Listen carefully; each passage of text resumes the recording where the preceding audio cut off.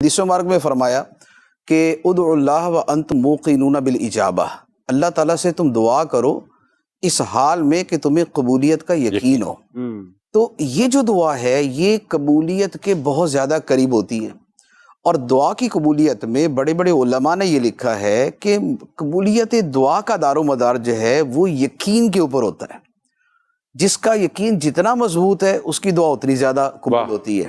بلکہ حضرت بایزید بستامی رحمۃ اللہ علیہ کا ایک واقعہ میں نے پڑھا، آپ نے فرمایا کہ مجھے اب برسوں مجاہدوں کے بعد یہ پتا چلا کہ سارے مرتبے یقین سے طے ہوتے ہیں۔ واہ واہ واہ، جتنے مرتبے ہیں سارے یقین سے طے ہوتے ہیں، ولایت اور معرفت اور قرب الہی کی منزلیں۔ تو اس پر کسی بزرگ نے یہ سنایا تو ان بزرگوں سے سوال ہوا کہ اگر یقین سے ہی سارے مرتبے طے ہوتے ہیں تو پھر بندہ پہلے دن سے یقینی کو پکڑ لے تو اتنا لمبا عرصہ اس کو محنت نہ کرنی پڑے۔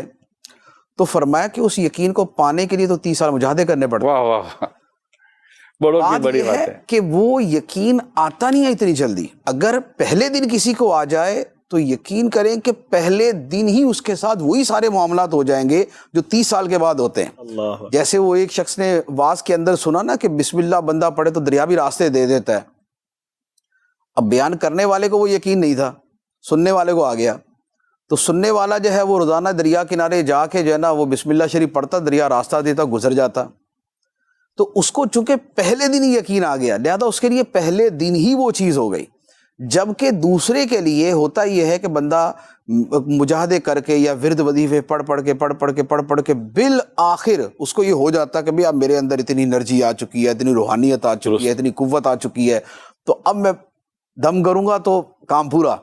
تو یہ یقین بیسیکلی اس کو اس محنت کے بعد آتا ہے۔ کچھ عرصہ پہلے ایک شخص تھے، وہ بہت زیادہ ورد وظیفے پڑھتے تھے، تو لیکن وہ دم نہیں کرتے تھے نا، تو میں نے کہا یار دم کیوں نہیں کرتے؟ تو اس نے کہا یار وہ ہمارے دم سے کس کو فائدہ ہونا ہے؟ میں نے کہا بھائی جتنا تم نے پڑھ لیا ہے نا، تمہارے اندر جو انرجی جمع ہے تم ہی پھٹ جاؤ گے کسی دن، تو تم دم کرنا۔